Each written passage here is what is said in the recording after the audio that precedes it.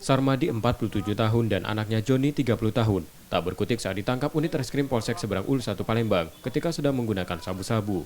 Ayah dan anak ini ditangkap di salah satu perumahan yang berada di Kecamatan Jakabaring, Palembang. Bersama tersangka, polisi menyita 1 paket plastik kecil sabu serta alat hisapnya. Direk untuk alat hisap dan sabu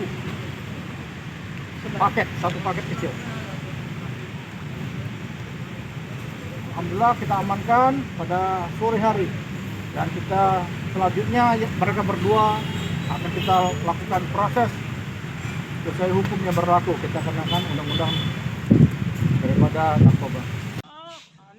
Kedua tersangka kini masih diperiksa di Polsek Seberang Ulu 1 Palembang untuk proses hukumnya. Yudi Kiswanto, Kompas TV, Palembang, Sumatera Selatan.